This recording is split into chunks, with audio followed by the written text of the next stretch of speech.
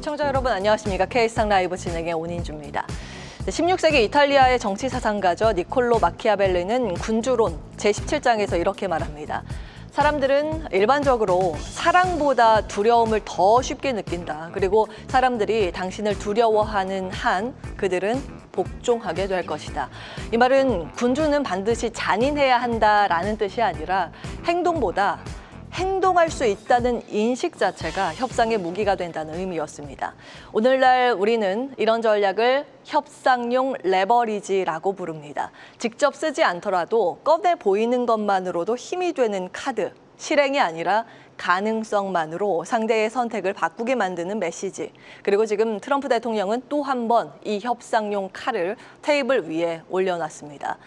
최근 트럼프 대통령은 EU와의 무역 협상이 별다른 진전을 보이지 않고 있다면서 6월 1일부터 50% 관세 부과를 경고했습니다. 여기에 더해 애플, 삼성전자 등 IT 업체들의 해외 생산 품목에 대해 25%의 관세를 적용할 수 있다는 발언까지 내놨습니다. 이 같은 메시지는 그동안 관세 리스크는 정점을 지났다고 판단했던 시장 참여자들에게 아닌가? 관세가 다시 시장을 흔드나? 하고 우려를 줄 수 있을 만한 뉴스였습니다. 하지만 정작 시장의 반응은 다소 무덤덤했죠. 전거래일 미증시는 해당 발언 이후에 장중에 낙폭을 오히려 줄이는 시도를 했습니다. 시장에서는 이건 실행보다 협상용 레버리지일 가능성이 크다는 해석이 우세합니다. 트럼프 대통령의 속뜻은 직접적인 관세 집행보다 미국 내의 생산 유도라는 메시지를 의도적으로 담았을 가능성이 크다는 분석 나옵니다. 또 하나 주목해야 할 점은 시장 자체가 관세 뉴스에 어느 정도 면역을 갖춘 상황이라는 겁니다.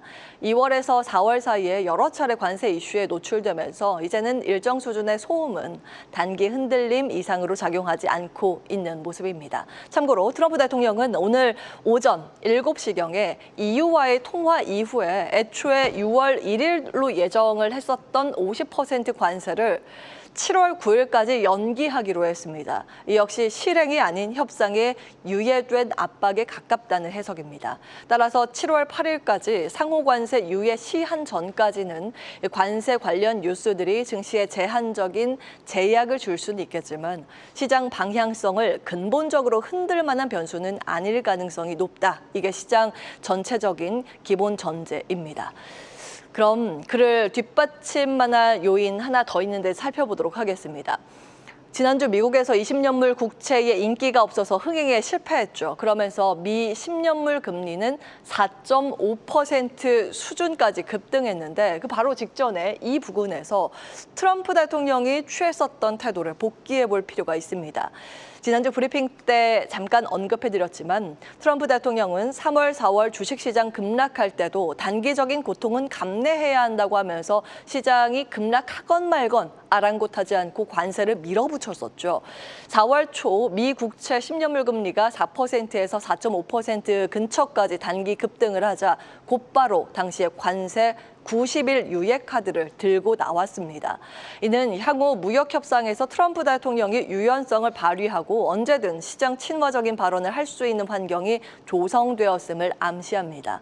오늘 우리 시장을 비롯해서 아시아 증시 상승의 힌트는 바로 여기에서 찾아볼 수 있습니다.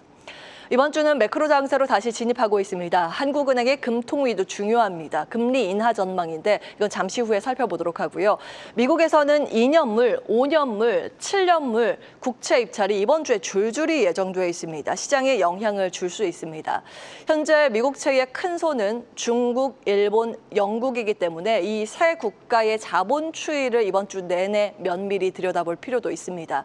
중국의 영향력이 이전만 못하다 생각하실 수 있는데 꼭 그렇지만은 않습니다. 미국 재무부의 자료고요. 올해 1월 데이터입니다. 중국이 미국채를 계속해서 이 노란 라인입니다. 팔고 있어서 비중이 줄어드는 것처럼 보입니다. 그러면서 일본과 영국이 중요도 측면에서 올라오고 있는데요. 중국 지역으로 조금 더 범위를 확대해서 보면 다른 지역을 통해서 중국이 미국채를 매입하고 있기 때문에 이렇게 본다면 아래 노란색입니다. 여전히 미 국채 보유 비중 1위는 중국입니다. 국가별로 조금 더 들여다볼까요?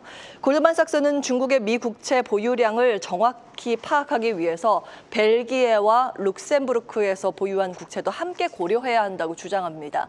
이를 반영한 국채 규모로 본다면 더하면 되겠죠. 그러면 순위가 여기서 뒤바뀌게 되는 겁니다. 벨기에 브뤼셀에는 유로클리어라는 세계 최대의 증권 결제 기관이 있는데요.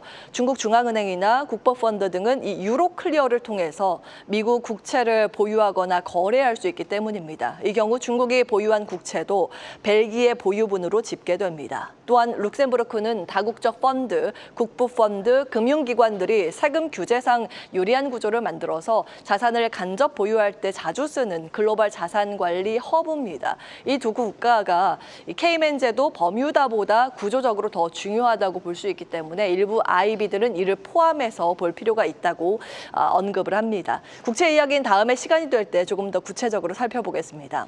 한편 국내 증시에서 또 다른 흐름이 감지되고 있습니다. 바로 원화 강세와 금리 인하 기대의 엇갈림입니다. 최근 원화 강세는 한국은행의 금리 인하 가능성을 뒷받침하는 환경으로 해석되고 있습니다.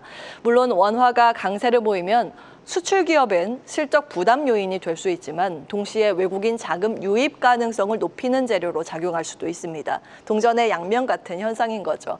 이에 대한 해석은 시장 전략가들 사이에서도 여전히 팽팽히 갈립니다. 키움증권은 이번 주 전략보고서에서 원화 강세가 지수 상단을 제약하는 변수로 작용할 수 있어 경계할 필요가 있다 이런 의견을 냈고요. 반대로 골드만삭스는 정반대의 시각을 내놨습니다. 표에 보시는 바와 같이 환율의 약세, 달러당 원화 가격 환율의 하락이니까 즉 원화의 강세가 이렇게 앞으로 한 3개월 뒤, 6개월 뒤, 12개월 뒤 나타날 것이라고 관측했습니다. 그 배경을 보실까요?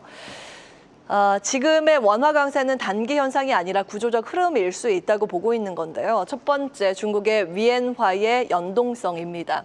한국 원화는 중국의 위엔화 환율에 가장 민감하게 반응하는 아시아 통화로 중국 위엔화가 강세로 돌아서면 원화도 더 빠르게 강세를 전환할 가능성이 있다고 분석을 했고요. 두 번째는 한국 정부의 외환 정책 신호입니다. 올해 초에 1,450원을 돌파했을 때 금융당국이 시장 안정 조치를 취한 전례가 있고 또 최근 미국과의 외환 관련 논의 등이 한국 정부가 원화 절상 흐름을 용인할 수도 있다는 시그널로 해석된다고 덧붙였습니다.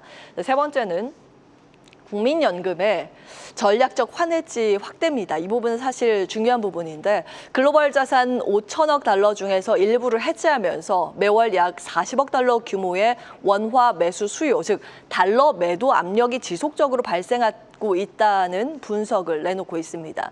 여기에 정치적 변수도 더해집니다. 6월 3일 대선 이후에 불확실성이 해소되고 기업 지배구조 개선, 주주 환원 정책, 즉 밸류업이 추진된다면 외국인 수급을 유도할 수 있는 정책 환경도 뒷받침될 수 있다는 겁니다. 참고로 현재 밸류업은 양당의 공통 정책 중 하나입니다. 요약하면 키움증권은 원화 강세를 단기 부담 요인으로 보고 있고 골드만삭스는 구조적인 기회로 해석하고 있는 셈입니다. 결국 시장은 이 두 시나리오 중 어느 쪽으로 기울일지를 지켜보면서 수급과 금리 그리고 환율의 힘겨루기 한가운데 놓여 있는 상황입니다. 자, 다음 내용은 시간상 볼 수 있을지 모르겠어요. 참고적으로 보시라고 그래프를 보시면 환율과 코스피의 어떠한 상관관계가 있는지를 확인해 보실 수 있는데요. 원화 강세 구간에 한국 증시가 강했다라는 걸 이 부분에서는 확인할 수 있습니다. 그래서 삼성증권은 이번 주 국내 증시에 주목해야 한다고 평가를 했습니다.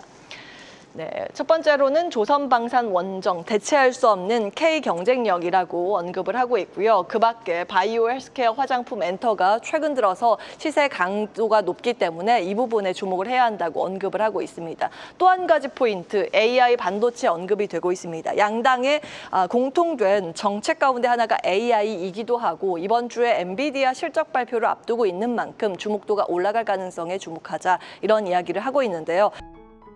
계속해서 다양한 경제 이슈를 알고 싶다면 구독과 좋아요, 알림 설정 부탁드립니다. AI 캐스터 권미정이었습니다.